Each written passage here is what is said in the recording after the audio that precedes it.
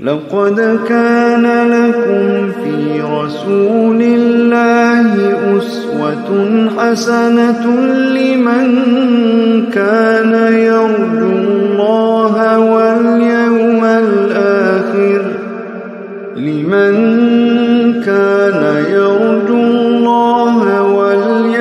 الآخر وذكر الله كثيرا. cliquer ci abonné ak ci cloche bu ndaw bi pour vidéo wuñ munti dool nga mën ko ñëk am. bul faté cliquer ci abonné ak ci cloche bu ndaw bi pour vidéo wuñ munti dool nga mën ko ñëk am.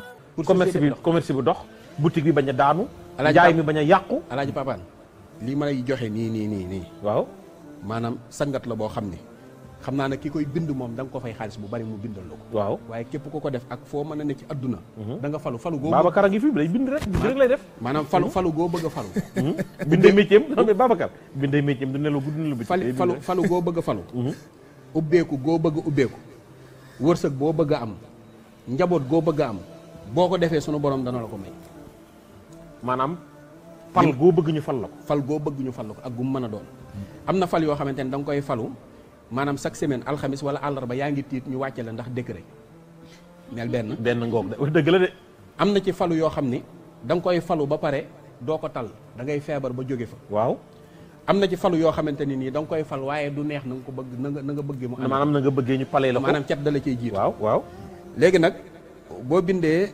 suratul fatiha bind leen 4444 bind xulullaahuma 4444 4444 xulullaahuma malikul mulki nga bind ko 4444 xulullaahuma malikul mulki tuutil mulka man tashaa waaw wa tanzi'ul mulka mimman tashaa nga bind ko mënul nga jox ko la ko bindal boko mënul nga jox ko la ko bindal c'est important nga bind ko 4444 nga bind suratul baqar boo ñëwee ba ca fa sa yakfikahumullahu wa samiun alim baat boobu fa sa yakfikahumullahu wa samiun alim nga baamu ko 4444 àggale saar bi ñëw ci suratu maida boo ñëwee ba ca wallahu yaxsimuka minan nas nga baamu ko 4444 yeggale saar bi danga koy bind waaw dem ca alimran boo ñëwee ba ca asbunallahu wa ni'mal wakil nga baamu ko 4444 àggale saar bi kon ñetti saar yaa ngoo waaw léegi nga bind falaxi 777 bind naa si 777 wutal ndox yi may wax ndoxu teen ndoxu géej ak ndoxu robinet nga boole ko ak parfum misk zaxfaraan maa ul werd nga di ko sangoo léegi nag bala nga koo sangoo fexeel ba génn sarax bu diis nga génn ko billaahi lazi laa ilaaha sarax bu diis mooy lan sarax bu diis maanaam bu la neexee nga jënd tonnu ceeb nga saraxe bu la neexee nga jënd nag nga saraxe maanaam fi sa doole toll waaw nga xamante lii nga gën a bëgg nga génn ko mais boo amul yooyu nag boo ko amul nga génne ci sa alal li nga gën a bëgg nga saraxe jërëjëf léegi nag nga di ko sangoo boole ko sell alxuraan lu sellul bokku ca boo sellee sunu borom dana la dimbali di nga ubbeeku gu la yéem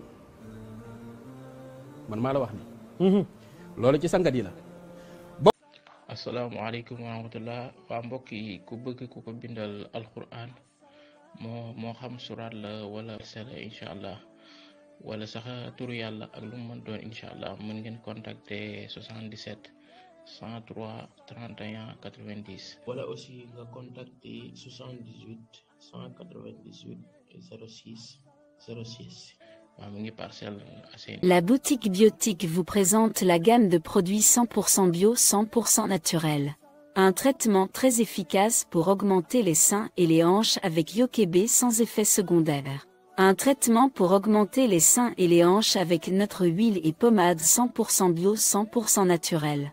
Un traitement définitif contre les vergetures des femmes causées par l'obésité ou par la grossesse.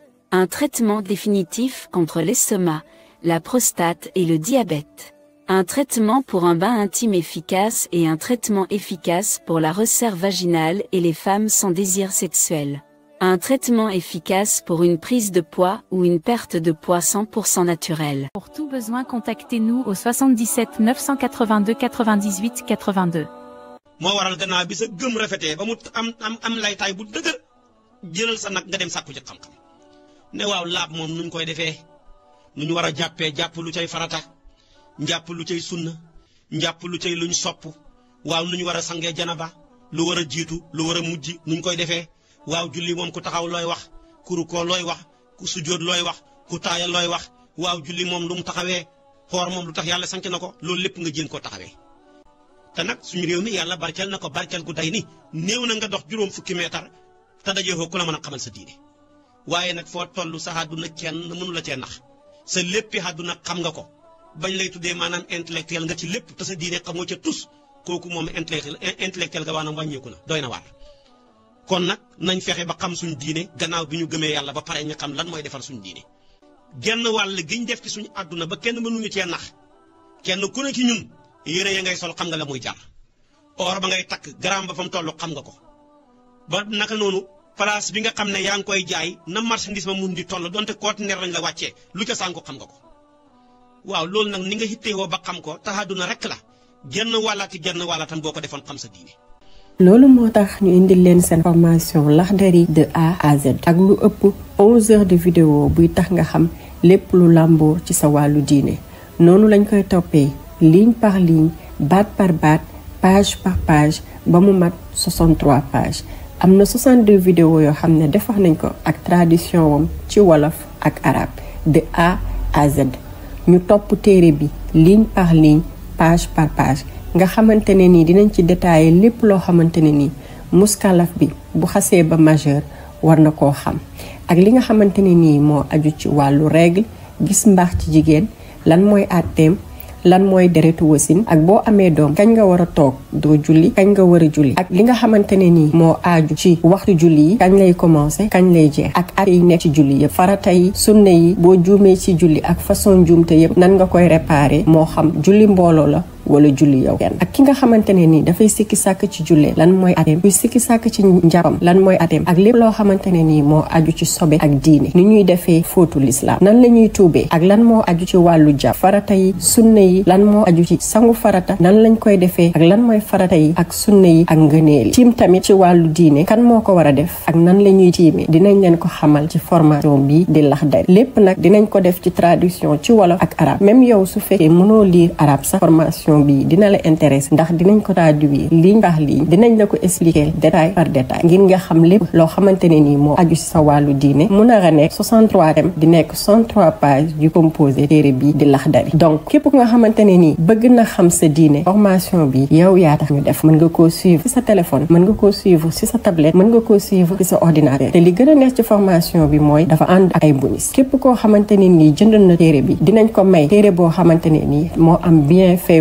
114 soraat yi nekk le Saint Coran dinañ la may tamit livre électronique Laxdari version arabe bi dinañ la may livre électronique Laxdari version arabe français di nga am tamit possibilité télécharger téere Laxdari bi ci arabe français dinañ la may aussi benn logiciel alxuraan boo xamante ne nii 18 imam yu dax jàng alxuraan ci àdduna bi ñoom ñoo ko def ci mel ni imam Gamidi imam al-Xusayri imam Abdallahi al-Matrou ak imam al-Fazi li gën a neex nag mooy logiciel bi soo ko amee di nga am traduction bi ci arabe français ak anglais c'est disponible en version ordinaire loolu mooy li làmboo formation bi nag képp si bëgg mën nga ñu contacter ci 77 496 29 13. Asalaamaaleykum wa rahmatullah.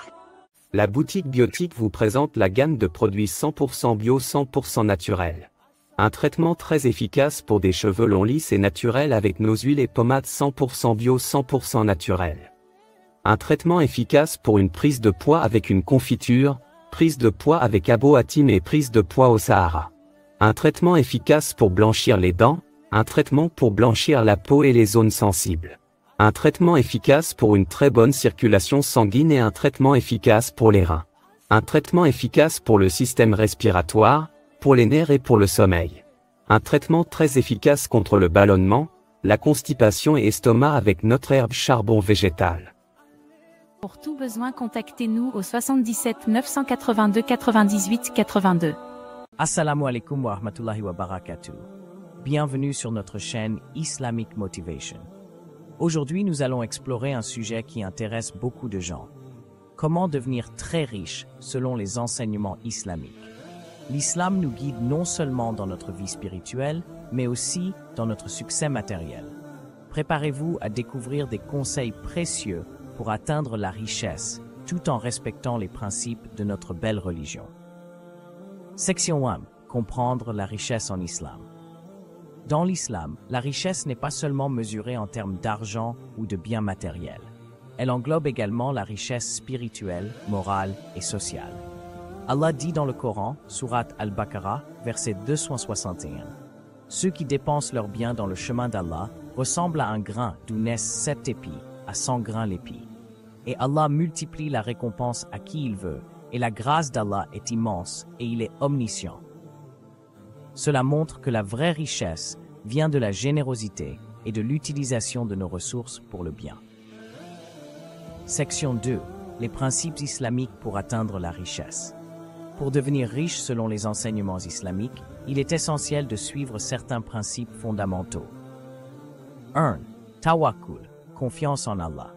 Nous devons toujours avoir confiance en Allah et croire qu'il pourvoit à nos besoins. Le prophète Mohammed, paix et bénédiction sur lui, a dit « Si vous vous en remettiez à Allah avec une confiance sincère, il vous accorderait votre subsistance comme il l'accorde aux oiseaux qui sortent le matin, l'estomac vide, et reviennent le soir, rassasiés. » 2. L'effort et le travail acharné. L'islam nous enseigne à travailler dur et à être persévérant. Allah dit dans le Coran, sourate An-Najm, verset 39, et qu'en vérité, l'homme n'obtient que ce pour quoi il a fait des efforts.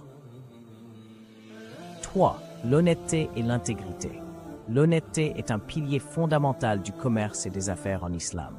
Le prophète Mohammed, paix et bénédiction sur lui, a dit « Le commerçant honnête et véridique sera avec les prophètes, les justes et les martyrs. » 4. La générosité et la charité. Donner en charité purifie notre richesse et attire les bénédictions d'Allah. Le prophète, paix et bénédiction sur lui, a dit « La richesse ne diminue jamais à cause de la charité. » 5. La gestion financière prudente. L'islam encourage la gestion prudente et équilibrée de nos finances.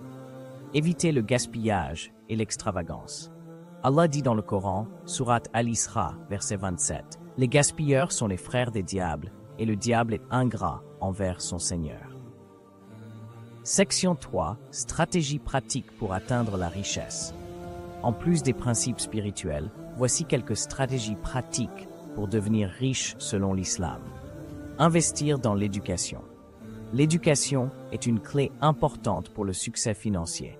Apprenez des compétences nouvelles et pertinentes qui peuvent améliorer vos perspectives de carrière ou vous aider à lancer une entreprise prospère. 2.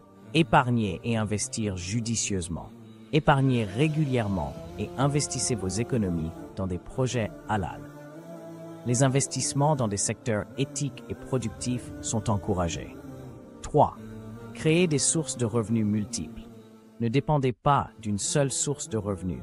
Diversifiez vos activités pour avoir plusieurs flux de revenus.